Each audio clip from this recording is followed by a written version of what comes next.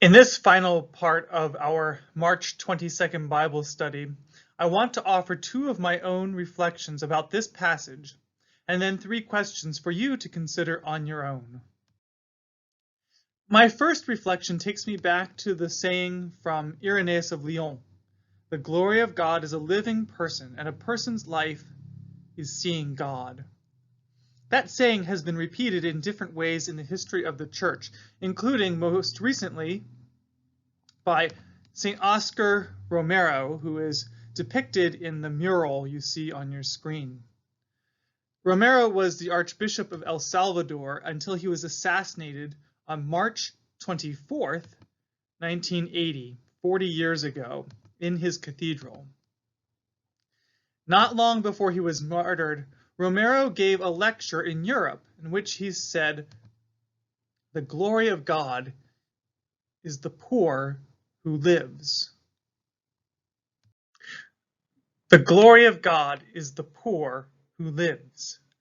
My teacher and friend Edgardo Colonna Maric writes that with this saying, Romero specifies that Irenaeus' original saying implies that God's glory is when a person facing death has been returned to life, and poverty is a kind of death. We see this in John 9. The man born blind is a beggar. He is impoverished, and he is invisible to his community. He might as well be dead.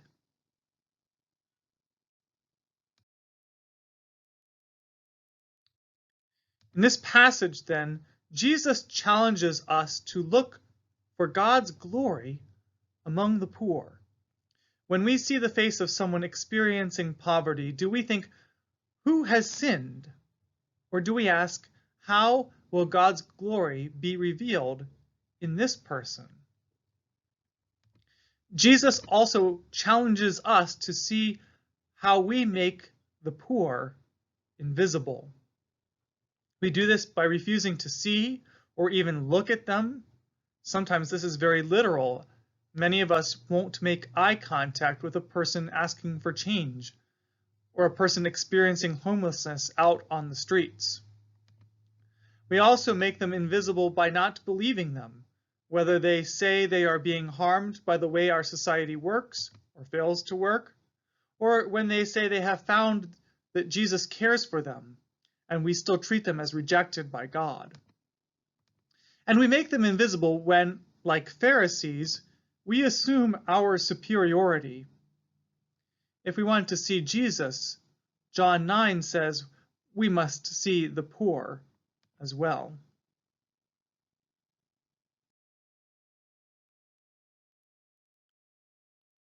My second reflection is that John 9 is especially poignant right now in the coronavirus emergency. Many of us, either for the first time or for the first time in a long time, understand that social separation means a kind of death. It's not just our routines. We are apart from each other, and it hurts. Social distancing may be necessary for our health right now, but hopefully it increases our compassion for the man in John 9 and for all who endure social distancing every day. At the same time, in anxious times, there is good news. Christ is our healer as much today as ever, and he offers us holistic healing, life in its fullness. We must hold on to this hope no matter the trials we must endure. Christ is our healer.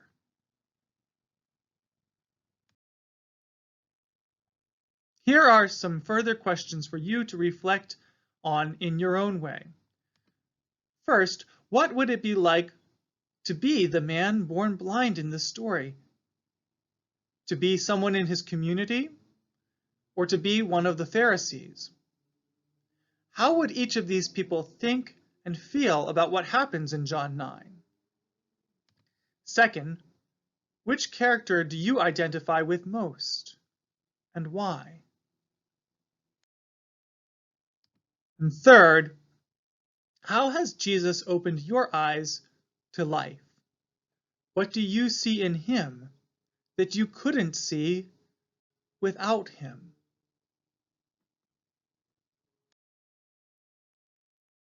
Finally, I invite you to pause the video and close your study with this prayer or a prayer of your own.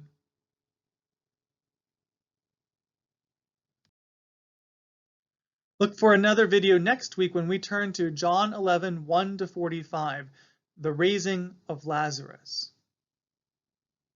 Go in peace to love and serve your neighbor.